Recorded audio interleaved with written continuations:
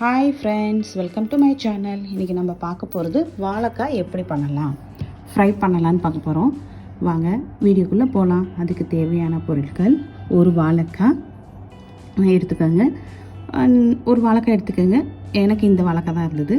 So மிளகு, உப்பு, மிளகாத்தூள், மஞ்சத்தூள், ஆயில், இதுதான் தேவையான பொருள்.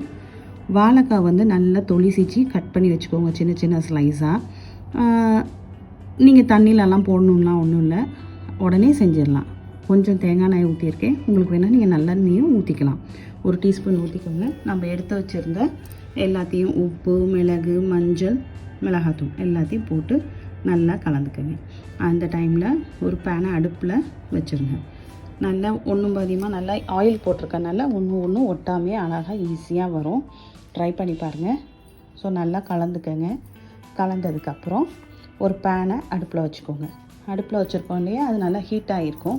ஹீட் ஆனோடனே 2 டீஸ்பூன் ஆயில் ஊற்றிக்கோங்க. சின்ன கரண்டி தான் நான் வச்சுருக்கேன். ஸோ நீங்கள் பார்த்தாலே தெரியும், ரொம்ப கம்மியானதுலேயே எண்ணெய் போதும். ஏன்னா நான்ஸ்டிக் யூஸ் பண்ணுறதுனால கொஞ்சம் எண்ணெயே போதும். ஸோ வாழைக்காய் எடுத்து அதில் போட்டுக்கோங்க. போட்டுட்டு 1 மினிட் வந்து நல்லா வறுத்துக்கோங்க. லைட்டாக கிளறி ஒன்று ஒட்டாத அளவுக்கு. அதுக்கப்புறம் உங்களுக்கு வேணும்னா லைட்டாக தண்ணி தெளிச்சிக்கலாம். மூடி வச்சுடுங்க. வித்தின் 2 மினிட்ஸில் உங்களுக்கு வாழைக்காய் ஃப்ரை ரெடி ஆகிரும். சூப்பராக இருக்கும். டேஸ்ட் பண்ணி பாருங்கள். உங்களுக்கு மிளகாத்தூள் வேணுன்னா கொஞ்சம் ஆட் பண்ணிக்கோங்க. நான் கம்மியாக தான் மிளகாத்தூள் யூஸ் பண்ணியிருக்கேன். உங்களுக்கு பிடிச்சிருந்தா நம்ம சேனலை மறக்காமல் லைக் பண்ணுங்கள், சப்ஸ்கிரைப் பண்ணுங்கள், பெல் பட்டனை கிளிக் பண்ணுங்கள். தேங்க்யூ ஃபார் வாட்சிங்.